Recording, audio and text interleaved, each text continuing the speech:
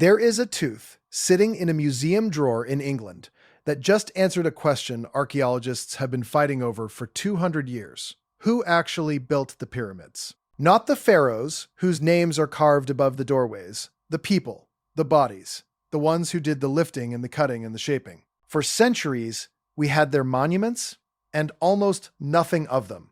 No genome, no genetic map, nothing you could read. And then scientists took a single tooth from a man who died before the Great Pyramid was even finished, and they pulled his entire DNA out of it.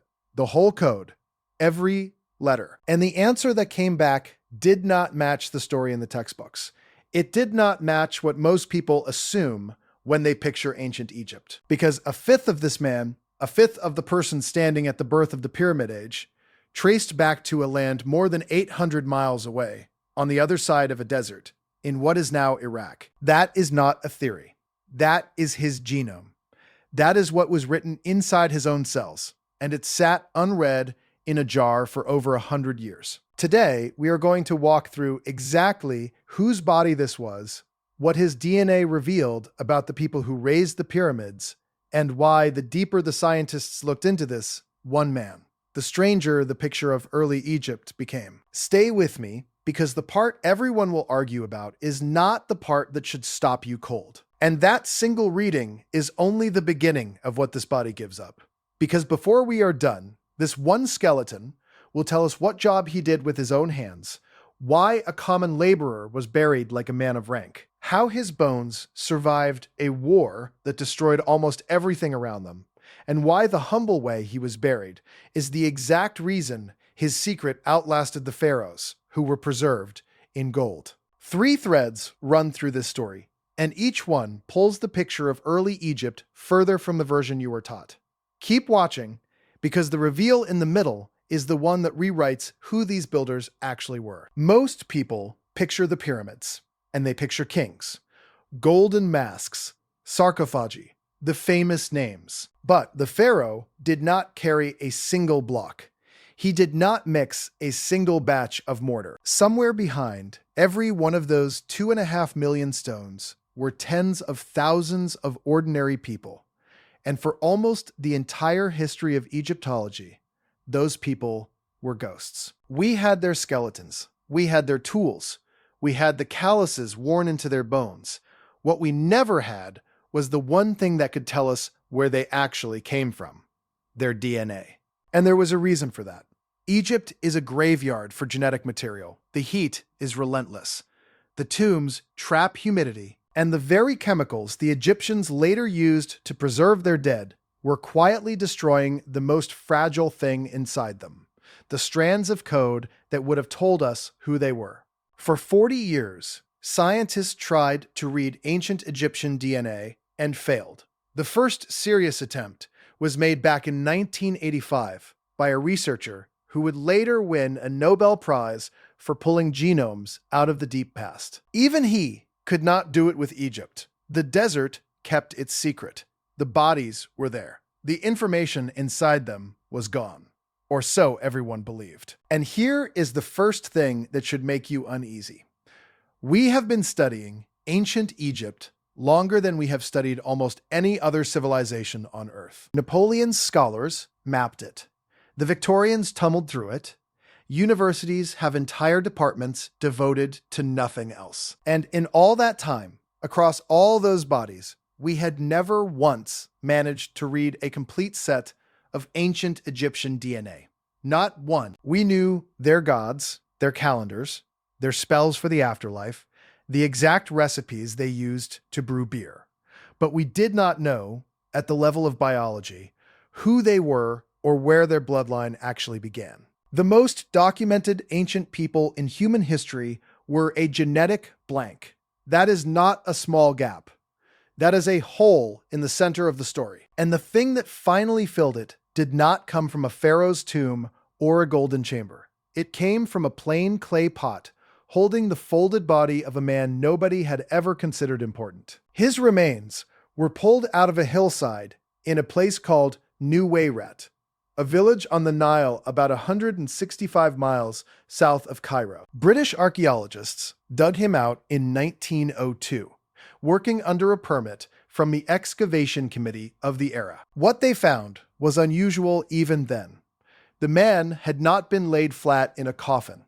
He had been folded, knees drawn up toward his chin, and sealed inside a large ceramic vessel that was then set into a tomb cut directly into the rock. That pot burial matters, and we will come back to why, because it turns out to be the reason we can have this conversation at all. His bones were shipped to England. They went first to an Institute of Archaeology in Liverpool, exported under the permit of the archaeologist whose committee had run the dig, and then passed into the collection of the World Museum in that same city. And that is where the story nearly ended.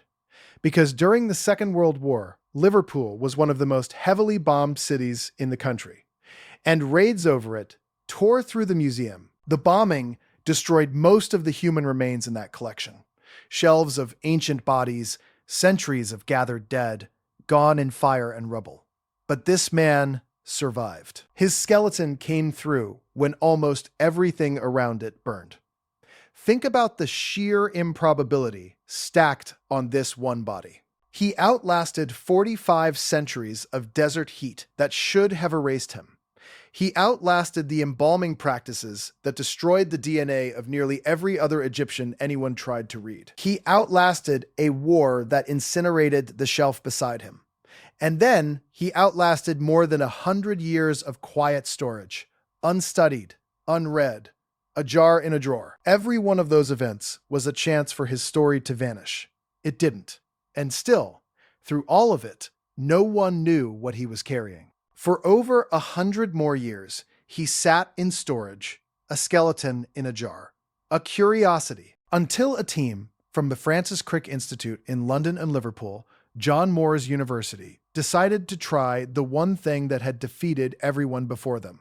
They would attempt to read his DNA. Here is where it gets strange, because the odds were terrible. The lead scientists said openly that their expectations were low. Everything about Egyptian remains screamed that there would be nothing left to find. Egypt's climate accelerates the breakdown of genetic material. High heat, trapped humidity, decades, and then centuries of it, all working to shred the code into fragments too short to read. This is exactly why the effort had failed for 40 years. But this team had two things the pioneers of the 1980s did not. They had a body that had escaped the embalmers, and they had a target most researchers overlook. Not the big bones, a tooth, specifically a tissue called cementum, the material that locks the root of a tooth into the jaw. Cementum is one of the best natural vaults for genetic material in the entire human body. A dense little safe that can hold DNA long after the rest of a skeleton has gone silent. They took samples from the root tips of his teeth, 7 extracts in total. 5 of them were too far gone, the code inside them broken beyond repair. But 2 of them held. 2 of them still carried enough intact material to do the impossible. And then came the patient part. To be certain they were reading the real man and not modern contamination, they filtered out the shortest, most damaged fragments and focused the machines on the higher quality pieces, reading and rereading the strands until they had generated something on the order of 8 billion sequences in total. 8 billion tiny reads, assembled into one continuous picture. And when the work was finished, the team was holding something no one had ever held before. The complete genome of an ancient Egyptian, the first ever recovered, the oldest human DNA the country had ever surrendered. 40 years of failure ended by 2 fragments of a single tooth. And now they could ask it the question, where did you come from? Before we get to the answer, you have to understand why the answer was never supposed to be complicated. The traditional picture of early Egypt is a closed one, a civilization that rose along the Nile, largely on its own, out of local North African roots, a self-contained world protected by deserts on every side. That is the clean version. That is the version where the pyramids are a purely homegrown miracle. And for a long time, the loudest arguments about ancient Egyptian ancestry were fought entirely between people who had no genome to point to. Everyone had an opinion, nobody had the code. So when the code finally arrived, it walked straight into the middle of the oldest, most heated debate in the field. And it did not take anyone's side cleanly. It said something more unsettling than either camp expected. The scientists compared this one man's DNA against more than 3,000 living people and over 800 ancient individuals from across Africa, Europe, and Asia. And the result split into two pieces. About 80% of his ancestry traced back to ancient North African populations, the local Neolithic peoples you would expect to find at the root of Egypt. That part fit. That part was the homegrown story, confirmed in genetic ink for the first time. But the other 20% did not belong to Africa at all. It traced eastward, across the Sinai, across a desert, into the region between two rivers that the ancient world called the cradle of civilization, Mesopotamia, the eastern Fertile Crescent, the land of modern Iraq, and the fringes of Iran and Syria. 1/5 of the man who lived at the dawn of the Pyramid Age carried the genetic signature of a people from another world entirely. Not a rumor of contact, not a traded pot or a borrowed symbol.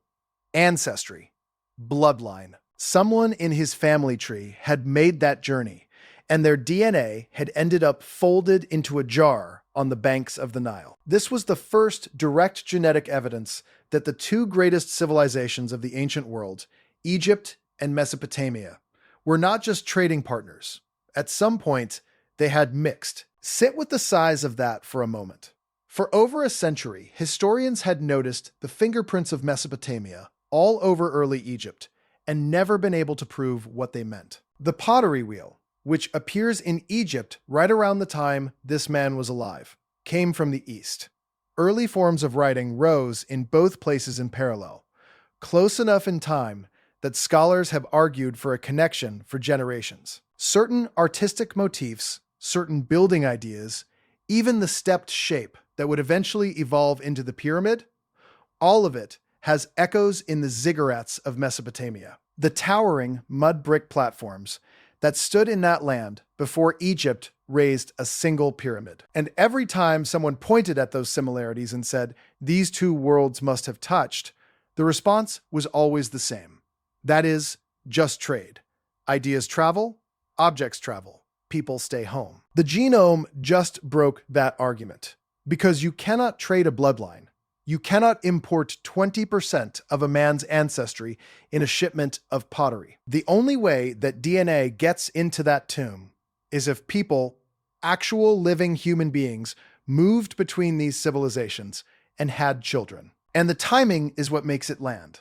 This man lived in the window between two chapters of Egyptian history, the tail end of the early dynastic period and the beginning of the Old Kingdom. Radiocarbon dated to somewhere between 2855 and 2570 BCE. That is not a vague ancient somewhere. That is the exact moment Egypt was pulling itself together into one of the world's first centralized states, when the earliest true pyramids were being designed and the machinery of a unified kingdom was being assembled. It is the hinge of the whole story. And right there, at the hinge, is a body carrying ancestry from a land on the far side of the Sinai. Whatever migration put that DNA into his family did not happen in some remote, prehistoric fog. It happened close enough to the birth of the pyramids to be part of the same world. The people who were mixing across these two civilizations were the same generations who were learning to move stone on a scale no one had attempted before. Think about the road that ancestry had to travel. Between the Nile and the rivers of Mesopotamia lies open desert, hundreds of miles of it, and the researchers point to the one feature that could have carried people across the gap. The Nile itself, acting like an ancient superhighway, a corridor for not just goods and ideas, but human beings, feeding into the wider network of routes that stitched the ancient Near East together. Someone, somewhere in this man's line, made that crossing, sat in a boat or walked a trade road, arrived in a foreign land, and stayed. Their children carried a blend of two worlds, And generations later, that blend was still there, folded into the cells of a potter buried on a hillside. That is what 20% means. It is not a footnote. It is a family history of migration, written into a single tooth. If this is the kind of buried history that keeps you up at night, subscribe and turn on the bell. Because what these bones reveal next is the part the textbooks still have not caught up to. Now, let's talk about the man himself, because his body tells a second story that is almost as strange as his blood. This was not a young man. When he died, he was somewhere between 44 and 64 years old, and given the wear on him, likely toward the higher end. In an era when reaching 40 was an achievement, he was old. He had lived a long, hard life, and his skeleton kept the receipts. His teeth were ground down. His joints showed the deep arthritis of decades of strain, and there were very specific marks on his bones that told the researchers exactly what kind of work had carved them. His seat bones were enlarged, the sign of a man who spent endless hours sitting on hard ground. His arms carried the evidence of constant movement, back and forth, back and forth. The same motion repeated for years. There was heavy arthritis concentrated in his right foot, as if one foot had been braced and worked over and over against something. Put those clues together, and the researchers arrived at an occupation. This man was almost certainly a potter, someone who sat and leaned and turned a wheel and pressed a foot against it day after day, shaping clay. The very technology, the potter's wheel, that had arrived in Egypt from the east right as he lived. Look closer at those marks, because they read like a logbook of a single repeated life. The enlarged seat bones, the arms worn from a back and forth motion carried out 10,000 times, the arthritis locked into one foot and not the other, as if that foot alone had pressed and braced against a turning weight for a lifetime. Bioarchaeologists who study skeletons for a living looked at that pattern and read a man who sat low to the ground, leaned forward, head down, and worked something with his hands and one foot for decades. It is the posture of a craftsman at a wheel, and the timing closes the loop because the potter's wheel was still relatively new technology in Egypt when he lived, arriving from the east around the very period his bones belonged to. The tool and the Eastern ancestry and the worn foot all sit in the same narrow window of time. And here is the reversal, the detail that does not fit. A potter was a laborer, a craftsman, a working man near the bottom of the social order. But this man was not buried like a working man. He was buried in a fine ceramic vessel, set into a rock-cut tomb in the hillside, the kind of burial reserved for people of standing, and a form of burial so specific that no other of its exact type has been found in the region. Laborers did not get tombs. Laborers did not get sealed pots and carved chambers. So why did he? The researchers themselves flagged it as unexpected. One possibility they raised is that he was simply so good at his craft, so exceptional at what he did, that he climbed. That in a world where climbing was nearly impossible. This one-man skill earned him a place in the ground that his class was never supposed to reach. We cannot know for certain, but think about what that means for the question we started with. Here is a man of mixed ancestry, part North African, part Mesopotamian, doing the physical labor that built and supplied a rising civilization, and rising within it. That is not the picture of a closed, isolated Egypt. That is a picture of a melting pot, a crossroads, a society being built by people whose roots ran in more than one direction. And his DNA is the first hard proof that such people were there at the very beginning when the first great pyramids were going up out of the sand. That is the second clue. The third is the one that turns this from a single strange skeleton into something much larger. And it is still unfolding right now. Because this is only one man, one genome. The scientists are the first to say so, and they say it loudly. Everything we have just described, the North African core, the Mesopotamian fifth, the melting pot at the dawn of the pyramids, All of it rests on a single individual pulled from a single pot in a single village. It is a keyhole, a crack of light through a door that has been sealed for 5,000 years. And through that crack, we are already seeing things that rewrite the story. So the obvious question becomes impossible to ignore. If one random potter, not a king, not a noble, just a working man who happened to be preserved by luck, carried the blood of a civilization 800 miles away, then what is written in all the others? What is in the bodies we have not read yet? What is in the thousands of skeletons sitting in museum drawers around the world, waiting for someone to try a tooth? For decades, the assumption was that we already knew the shape of ancient Egypt's population, that the picture was basically settled, and DNA would only fill in small details around the edges. This one genome suggests the opposite. It suggests we were working from a sketch, and the real picture underneath is far more tangled, far more connected, far more mixed than the clean story allowed. And the reason we could finally see it comes back to that one lucky detail we set aside earlier, the pot. Remember, this man was sealed inside a ceramic vessel before artificial mummification became widespread. That matters enormously, because the embalming chemicals that later Egyptians used, the salts and resins meant to preserve the flesh, are exactly the substances that shredded ancient DNA in every body scientists tried before. This man was never mummified in that way. He was buried in a simpler, older fashion, folded into clay, and that clay pot may have created a stable little pocket, a microenvironment, that shielded his DNA from the worst of the heat. The very thing that makes him look humble, the plain pot instead of a golden coffin, is the thing that let his code survive when a pharaoh's would not have. The kings preserved their bodies and lost their genomes.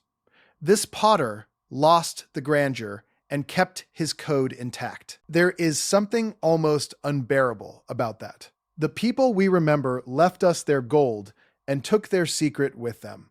The man we forgot left us the secret itself. Now, does any of this prove the wildest version of the story? That Egypt was somehow founded by outsiders? That the pyramids were an imported idea?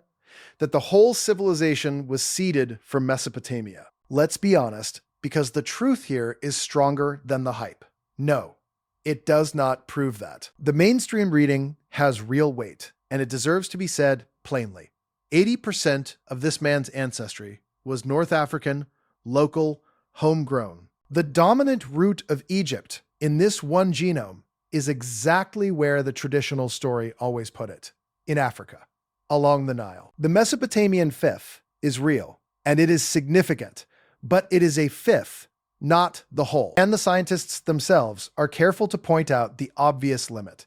This is one person, one individual, from one site, from one narrow window of time. He may not represent the pharaohs. He may not represent the average Egyptian. He may not even represent his own village perfectly. A single genome cannot carry the weight of an entire civilization's origins. And the researchers, along with outside experts who reviewed the work, have been clear about not overreaching. One curator at a major museum who helped check the findings called them highly significant, precisely because they confirm what had only been hinted at before, not because they overturn everything. That is the honest frame. This is a first data point, not a final verdict. But strip away every grand theory, and what you are left with is still stranger than the tidy version we were taught. A tooth pulled from a body that should have been genetic dust survived the desert, survived the embalmers by never meeting them, survived a war that burned the shelf it sat on, and survived 120 years in a drawer, still holding a complete and readable human genome from the age of the pyramids. A man we assumed was a simple local laborer turned out to carry, in 1/5 of his cells, the bloodline of a people from beyond the desert, proving that the two founding civilizations of the ancient world did not just swap goods, they swapped ancestors. And a working potter near the bottom of the ladder was buried in a tomb meant for people far above him, hinting at a society more open and more mixed than the monuments ever let on. You do not need a lost civilization or ancient astronauts to be unsettled by that. You just need to look at what the DNA actually says. And what it says is that our picture of who built the pyramids has been missing a piece the whole time. And we only found out because one body refused to disappear. And if that is true of one man, think about what it means for everything else. Because this genome did not just answer a question. It proved that the answer was recoverable all along. For 40 years, the field believed ancient Egyptian DNA was simply gone, destroyed, unreadable, a door permanently shut. This single tooth proved the door was never fully shut. It just needed the right key and the right body, and the patience to try again. Which means every museum drawer, every storeroom, every unlabeled box of bones from the Nile is now a potential genome. The pharaohs, the priests, the tens of thousands of workers whose names we will never know. Somewhere in those collections may be the code that finally tells us, not from one keyhole, but from 100, exactly who these people were and where their blood truly began. Egypt is launching efforts to sequence its own ancient dead, hundreds of mummies, alongside the living population. The blank at the center of the most studied civilization on Earth is about to start filling in. And if the first single reading already dragged a whole hidden migration into the light, the question is not whether there is more to find. The question is how much of the story we thought was settled is about to change. Here is the one thing that will not let go. If a forgotten potter, buried in a plain clay pot and ignored for over a century, carried in his cells the proof that Egypt and Mesopotamia shared blood at the very moment the pyramids began to rise, then the builders of those pyramids were never the single, sealed-off people we imagined. They were a mixture, a meeting of worlds, a crossroads, wearing the face of one civilization. And we only know because two stubborn fragments of a tooth outlasted the desert, the embalmers, the bombs, and the drawer. So, who actually built the pyramids? Not gods, not one pure lineage descended from a single soil. People. Mixed, traveled, mingled people, whose ancestors crossed deserts and rivers and had children on the far side, and whose story was written the entire time in a language we could not read until now. The man from Nuwayrat is still there, his bones resting in a museum in England, his folded skeleton having outlived every empire that came after him. He kept his secret for 4,500 years, through fire and war and time.